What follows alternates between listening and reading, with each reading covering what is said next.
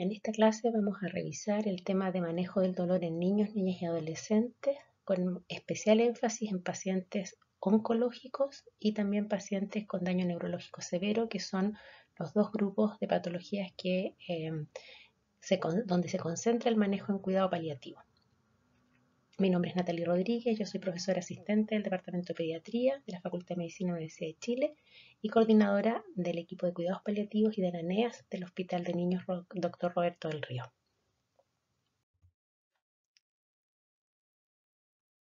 La definición de dolor también para niños, niñas y adolescentes es la misma de la Asociación para el Estudio del Dolor, que hace referencia a una experiencia sensorial y emocional desagradable asociada o similar a la asociada con daño tisular real o potencial. Sobre todo esto en niños o en más mayores, escolares y adolescentes. Por lo tanto, la definición de dolor es una experiencia sensorial y emocional desagradable que es individual y real, o sea, ocurre cuando el niño o la niña dice sentirlo y lo siente tal cual lo describe o expresa, y es un síntoma frecuente en pediatría. ¿Y por qué nosotros tenemos o vivimos el dolor de una manera distinta? Cada uno la vive de una manera distinta porque a pesar de que tenemos un estímulo nocivo que puede ser el mismo y una transmisión fisiológica del dolor similar, cómo percibo o cómo experiencio ese dolor tiene que ver con otras dimensiones cognitiva, afectiva y conductual que determinan entonces esta experiencia dolorosa.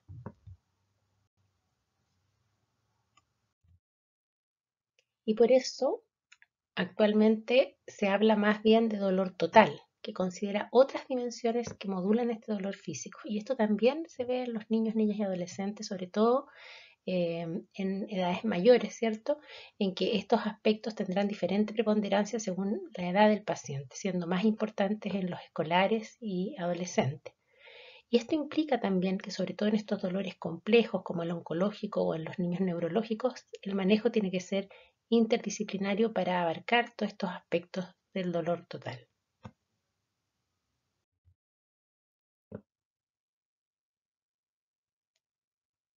En relación a los tipos de dolor según fisiopatologías, igual que en los adultos, ¿cierto? Vamos a diferenciar el dolor nociceptivo, que es somático y visceral, del neuropático. En el somático la alteración es tisular, los nociceptores están en músculo, hueso, piel y como ejemplos herida de piel, contractura muscular o infiltración ósea. En el visceral los nociceptores están en tracto gastrointestinal, vía genitourinaria. Acá el dolor se produce por distensión o compresión de vísceras. Y en el caso neuropático, la compresión o destrucción nerviosa es la causa. Los receptores están en las vías sensitivas del dolor. Es más difícil de expresar este dolor, ¿cierto? De vivir este dolor. El paciente lo describe como dermatomérico, quemante, punzante o con disestesia, pero esto en los niños puede ser muy difícil de explicar y por lo tanto hay que estar atento a este tipo de dolor y buscarlo en forma dirigida.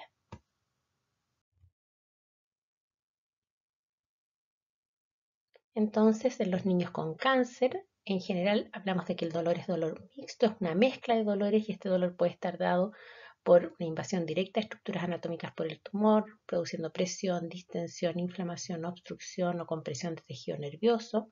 Pero también los niños con cáncer tienen dolor por una serie de otros eventos como el dolor por procedimiento, cirugía, mielograma, punciones lumbares, por otras enfermedades concomitantes que pueden tener la edad pediátrica y también secundarias a efectos de quimio y radioterapia.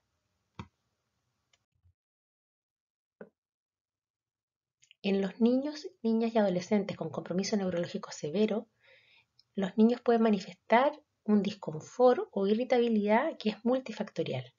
Y aquí hay que diferenciar muy bien si este dolor es producido por espasticidad, espasmos musculares, crisis convulsiva o alteraciones en el ciclo sueño-vigilia que pueden empeorar la condición de dolor. En general son pacientes que tienen incapacidad de expresar este dolor, lo que los hace una población muy vulnerable. Generalmente hay un subdiagnóstico y por lo tanto también un tratamiento insuficiente. Por eso, sobre todo en estos niños que no son capaces de expresar el dolor o de expresar el sitio del dolor, es muy importante lo que los padres puedan referenciar, pero también estar muy atentos a las manifestaciones que ellos pueden tener de dolor.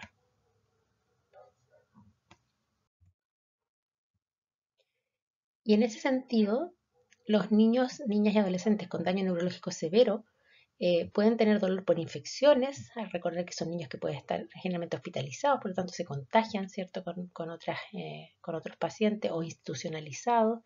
Hay que buscar en forma dirigida otitis, infecciones urinarias, dolor por esofagitis, secundario a reflujo, úlceras digestivas, constipación, la posibilidad de que hagan pancreatitis aguda asociado al uso de valproico, nefrolitiasis por algunos anticonvulsivantes como topiramato, pero también por el reposo mantenido o el uso de dieta cetogénica, y también la presencia de lesiones, por ejemplo, corneales o cuerpos extraños intraoculares. Todo esto hay que buscarlo en forma dirigida.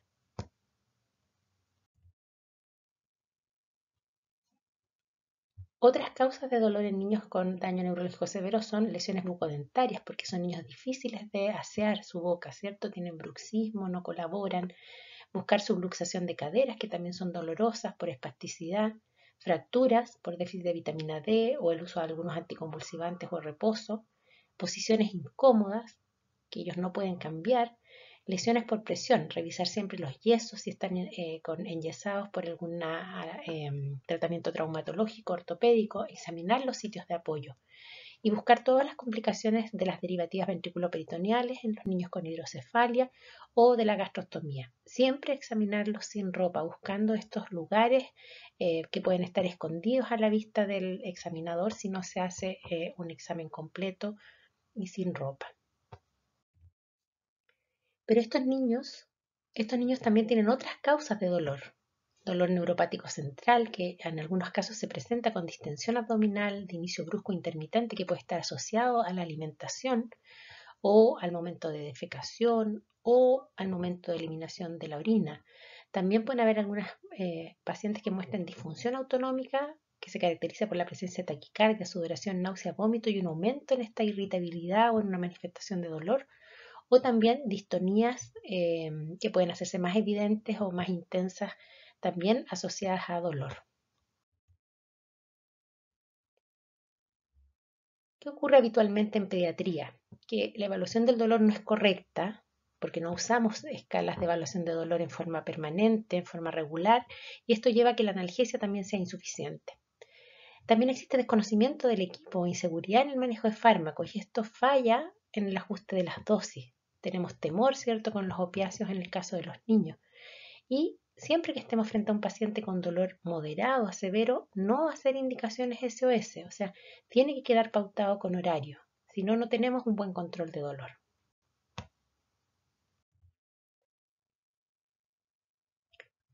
¿Y cómo evaluamos dolor? Teniendo una población tan variada, ¿cierto? Desde recién nacidos o niños pequeños, niños con daño, niños oncológicos, adolescentes, a través de métodos fisiológicos que son para todas las edades, métodos conductuales y métodos autoevaluativos que serían el gold standard, la capacidad de que yo diga qué intensidad de dolor tengo. Los métodos fisiológicos, en estos métodos fisiológicos, las variaciones en la frecuencia cardíaca o de la presión arterial pueden hacernos orientarnos hacia que el paciente esté con dolor, ¿cierto? Taquicardia, hipertensión, aumento de la frecuencia respiratoria, disminución de la saturación de oxígeno, la aparición de síntomas neurovegetativos como la sudoración y, obviamente, no lo pedimos, pero también la presencia de hiperglicemia, aumento de hormonas como cortisol o glucagón o catecolaminas que hablan de una situación de estrés mantenido por dolor. Esto a cualquier edad nos sirve. Tenemos también métodos conductuales que son útiles en la etapa preverbal cuando el niño no es capaz de expresar el dolor que tiene, aplicable también a niños, niñas y adolescentes con déficit cognitivo, trastornos de comunicación o compromiso neurológico severo, y en estos el observador asigna puntaje. La que utilizamos nosotros es la siguiente escala, que es la escala FLAC, que hace referencia, ¿cierto?, a la sigla Face, Legs, Activity, Cry and Consolability, y que también da un puntaje de 0 cuando no hay nada de dolor, a 10, que es el máximo dolor, y corresponde a la suma de estas variaciones en relación a la expresión facial, a la posición de las piernas, a la actividad del niño, a cómo es el llanto y a la capacidad de consolabilidad. Esto es muy útil en los pacientes con daño neurológico severo o en etapa preverbal, en que los padres o los cuidadores principales son los que hacen la evaluación.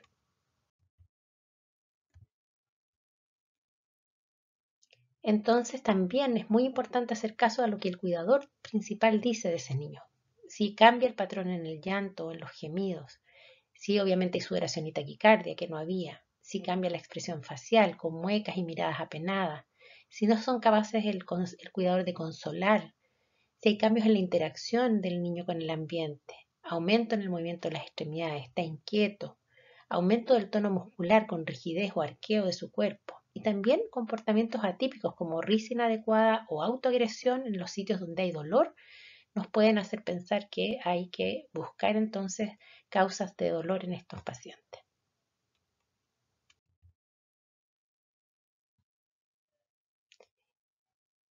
En los niños que ya son capaces de expresar o mostrarnos su dolor, ¿cierto? Entre 5 y 13 años está el método autoevaluativo a través de la escala facial, en que uno le explica al niño estas expresiones de dolor y el niño elige la cara, no el evaluador. Idealmente esta escala tiene que ser neutra, sin colores que orienten al niño, y uno le explica al niño o a la niña dónde está el dolor máximo, ¿cierto? Y este que es nada de dolor y cómo él o ella vivencia este dolor. También con puntaje igual que el EVA de 0 a 10.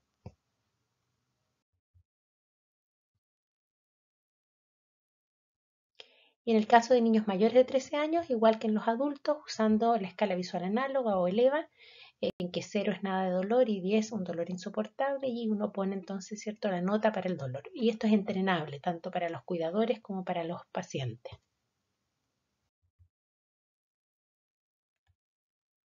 ¿Y por qué es tan importante que hagamos esta evaluación y pongamos un puntaje al dolor?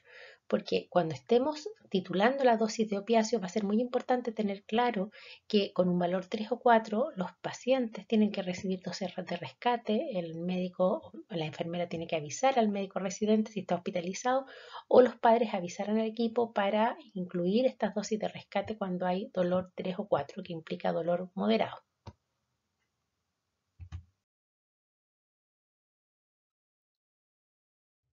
Y así es como, cuando hacemos una buena evaluación, vamos a administrar el medicamento correcto para el tipo de dolor que tenga el paciente por la mejor vía, reloj en mano, o sea, con un horario pautado, ¿cierto? No SOS. Vamos a evaluar ese efecto, vamos a reajustar esa dosis y volvemos a hacer este ciclo de evaluación correcta de dolor, siempre considerando el dolor total como el centro de nuestra acción.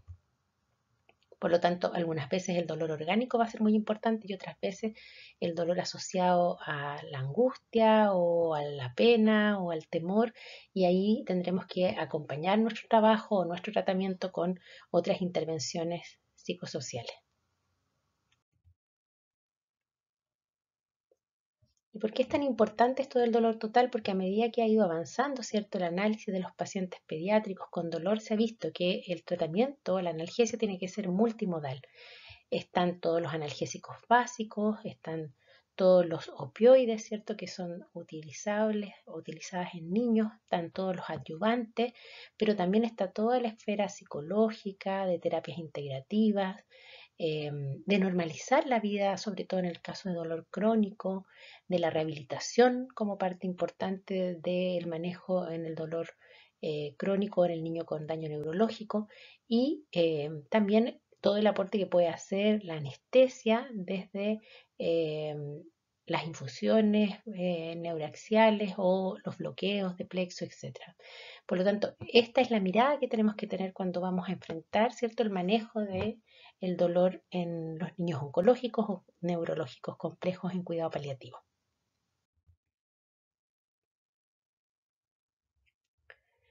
Por lo tanto, siempre que nos veamos enfrentados al tratamiento de los pacientes, primero hacer una evaluación integral, buscando en forma individualizada cuál es la causa de ese dolor, cuál es la condición de ese paciente y también cómo enfrenta la familia este dolor, ¿cierto? Buscando activamente causas y haciendo tratamientos etiológicos, pero siempre en esta evaluación del tratamiento etiológico viendo la proporcionalidad, hasta dónde es posible estudiar a este niño sin invadirlo, hasta dónde es posible tratarlo sin empeorar su condición. Y siempre diferenciar, sobre todo en los niños con daño neurológico, si se trata de un dolor agudo que no estaba presente versus un dolor recurrente o la reagudización de un dolor crónico, porque ahí el manejo tiene que ser distinto. Si estamos frente a un dolor agudo, hay que buscar siempre una posible causa, mientras si estamos frente a un dolor recurrente abdominal, que ya sabemos que existe, a lo mejor no necesitamos hacer exámenes, sino que optimizar el manejo analgésico.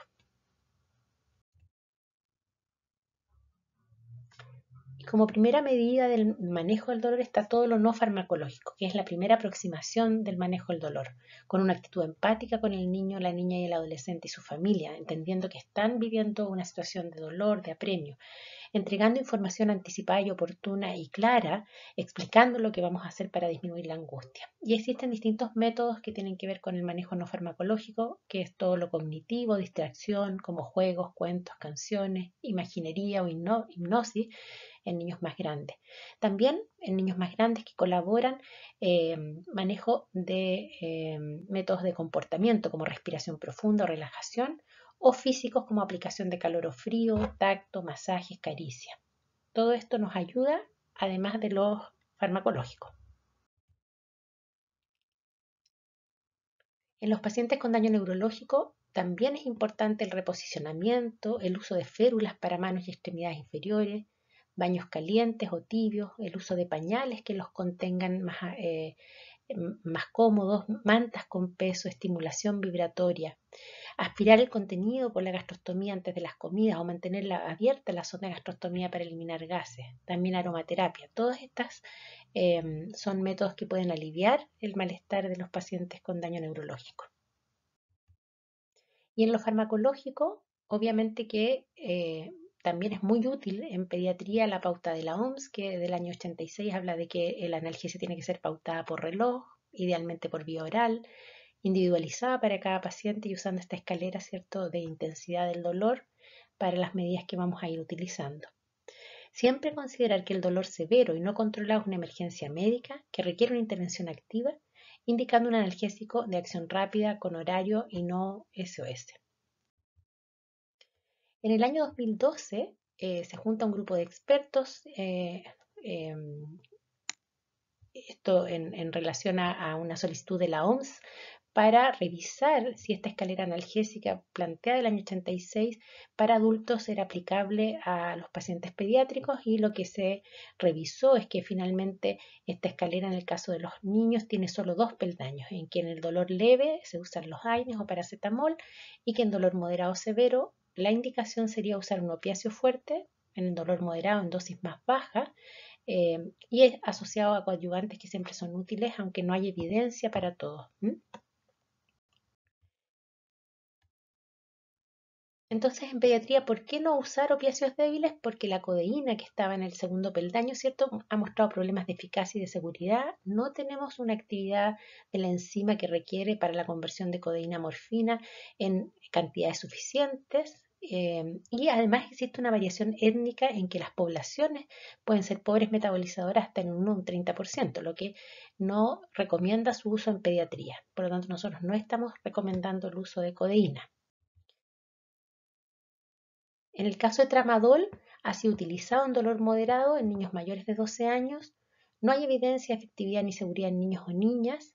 Ahí están las dosis que utilizamos, pero este es un opiáceo que ustedes ya saben que tiene una dosis tope. O sea, si ya estamos con 1 miligramo por kilo cada 4 horas y no tenemos control de dolor, debemos pasar entonces a un opiáceo fuerte. Por lo tanto, la estrategia de 2 escalones habla que en dolor leve vamos a usar paracetamol o ibuprofeno como primera opción, pero tenemos también obviamente ketoprofeno, celecoxib, ketorolaco, o sea, otros antiinflamatorios no esteroidales. Y en dolor moderado a severo, un opiáceo fuerte más un AINE o paracetamol.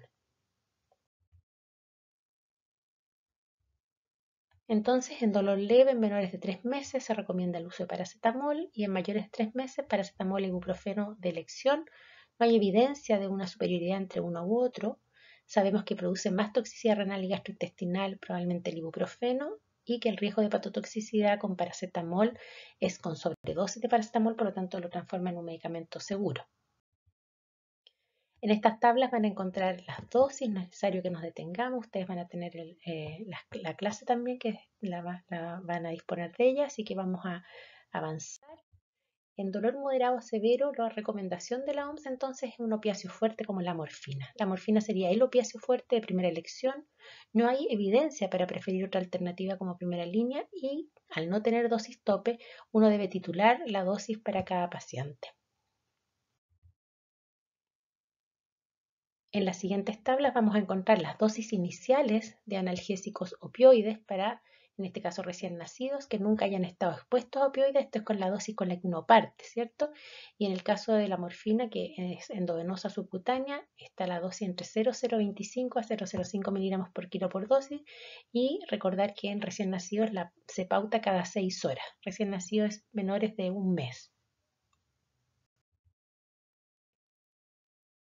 En el caso de los lactantes entre un mes y un año que nunca hayan recibido opioides, las dosis son, en el caso de la vía oral, entre 0,08 a 0,2 miligramos por kilo por dosis cada 4 horas, y para morfina endovenosa o subcutánea, si el lactante es menor de 6 meses, vamos a usar la dosis de 0,1 miligramo kilo dosis, la seguimos pautando cada 6, porque la metabolización es más lenta, ¿cierto? Y de 6 a 12 meses, 0,1 miligramo kilo dosis cada 4, que es la dosis que vamos a seguir usando en el resto de la edad pediátrica. Para niños entre 1 y 12 años que nunca hayan estado expuestos a opioides, estas son las dosis que vamos a usar en toda la pediatría, ¿cierto? Después del año de edad es morfina oral, 0,3 miligramos kilo dosis cada 4 horas y morfina IV o subcutánea, 0,1 miligramo kilo dosis cada 4. Si se dan cuenta entonces, la relación de EB endovenoso a vía oral es 1:3. Repito que estas son tablas que van a tener ustedes disponibles, están en el documento de la OMS, pero además es la dosis de inicio, ¿cierto? Después uno va titulando esta dosis. Por lo tanto, siempre que estemos titulando la dosis de morfina, tenemos que usar morfina de liberación inmediata oral o endovenosa si tenemos una crisis de dolor. Los rescates se calculan como el 5 al 10% de la dosis total del día de morfina. Y si uno requiere más de 4 rescates en 24 horas, debemos ajustar la dosis del día siguiente, agregando entre un 30 a un 50% de la suma de los rescates a la dosis del día. Lo vamos a revisar en un ejemplo. Siempre que aumentamos la dosis horaria o la dosis del día de morfina, también modificamos la dosis de rescate. Por ejemplo, en un niño de 5 años, de 17 kilos, que inicia manejo con morfina, con un EVA 6, si la indicación es por vía oral, va a ser 0,3 miligramos por kilo dosis, 17 por 0,3 da 5 miligramos cada 4 horas. Y eso significa que la dosis en el día va a ser de 30 miligramos. Son 5 por 6 veces en el día, 30 miligramos. Si este niño tiene dolor, hay que indicar rescate, que es el 10% de la dosis del día, y eso es 3 miligramos. Entonces la indicación es 5 miligramos cada 4 horas vía oral, y si dolor EVA mayor de 4, o con la escala que estemos usando, mayor de 4, ¿cierto? Usar un rescate de 3. Si la indicación es por vía endovenosa subcutánea, la dosis es 0,1 miligramo kilo dosis. 17 por 0,1 es 1,7, generalmente ajustamos hacia abajo en 1 miligramo cada 4 horas y eso le va a dar una dosis día de 6 miligramos. Y los rescates, si EVA mayor de 4, es el 10% de la dosis día, que da los rescates en 0,6 miligramos. Estos rescates se pueden repetir cada 1 o 2 horas hasta controlar el dolor. Pero si requiero más de 4 rescates en 24 horas, lo que tengo que hacer es sumar los rescates y el 50% de la suma se agrega a la dosis del día siguiente.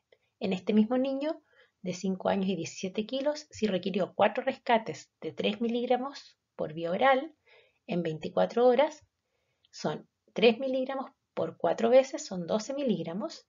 dividido por 2 son 6 miligramos y estos miligramos son los que se agregan a la dosis del día siguiente. Si estaba usando 30 miligramos en el día, más 6 miligramos de los rescates, quedan 36 miligramos. Y eso dividido en 6 dosis al día, cada 4 horas, son 6 miligramos cada 4 horas. Y así se sigue titulando la dosis. Es importante que en esta publicación que realizamos el año 2016, revisar que de casi 100 niños que recibieron opiáceos, no tuvimos efectos colaterales en casi el 17%, que la mayoría de los efectos colaterales fueron constipación, náuseas y vómito, y por lo tanto siempre que indico el opiáceo debo indicar laxante y antiemético para evitar estos efectos que son molestos y que pueden hacer que el paciente no reciba el medicamento. Explicar a los padres que la somnolencia que puede aparecer en los primeros días de uso es transitoria, que a las 48 o 72 horas va a desaparecer porque les genera mucha angustia. No encontramos en esta revisión de presión respiratoria y el resto de los efectos colaterales como retención urinaria, prurito, agitación y el insomnio son mucho menos frecuentes y también son persona dependiente, por lo tanto es difícil saber en qué pacientes vamos a encontrar estos efectos. También en los pacientes pediátricos el uso de coadyuvantes pueden ser útiles en dolor neuropático o dolor complejo, permiten no aumentar las dosis de opiáceos y por lo tanto disminuir los efectos colaterales de esto. Entre estos están los gabapentinoides como gabapentina pregabalina, antidepresivos tricíclicos, ansiolíticos o benzodiazepínicos, clonidina, corticoides, ketamina y lidocaína local y sistémica. Los cannabinoides que están de moda, ¿cierto? Podrían tener beneficio para dolor central y espasticidad. Hay estudios en adultos. El uso pediátrico en dolor refractario o espasticidad no controlada se está haciendo, pero tiene muchos efectos colaterales, ¿cierto? O reacciones adversas como disminución en el vaciamiento gástrico, irritabilidad, inquietud, taquicardia, boca seca. No hay evidencias todavía en niños y adolescentes de que sea un fármaco útil y tenemos otros fármacos seguros que sabemos utilizar y que por lo tanto tenemos que optimizar antes de plantear el cannabinoide como una alternativa. Entonces, para recordar, decir que es difícil reconocer y evaluar el dolor, sobre todo en los niños con daño neurológico severo, por lo tanto necesitamos escalas especiales, entrenar a los cuidadores en la evaluación del dolor para no normalizar y subtratar, y que requiere evaluaciones permanentes buscando activamente causas de dolor. Y los opiáceos en este grupo no estarían recomendados para uso crónico. Sí para el dolor agudo, que sea moderado o intenso, podemos usarlo en dosis más bajas, pero no para uso crónico. Ahí debemos buscar otras alternativas. En estos mismos pacientes, recordar que el manejo postural y de la espasticidad resulta muy importante en el manejo del dolor y del disconfort o la irritabilidad, con antiespástico y también el uso de toxina botulínica como una forma de manejar la espasticidad. Y en estos pacientes serían útiles fármacos como la gabapentina o la pregabalina, inhibidores de la COX-2 como celecoxib y también metamizol para dolor de tipo abdominal, visceral.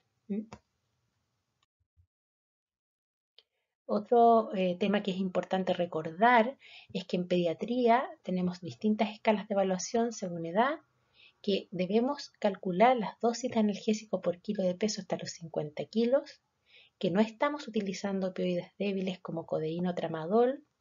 El tramadol sí pudiera ser una alternativa en mayores de 12 años y que en dolor moderado la recomendación de la OMS es el uso de un opioide fuerte como morfina en dosis más bajas de inicio como la mitad de la dosis que está recomendada en caso endovenoso 0,05 miligramos kilodosis y en caso oral 0,15 miligramos por kilo por dosis. Muchas gracias.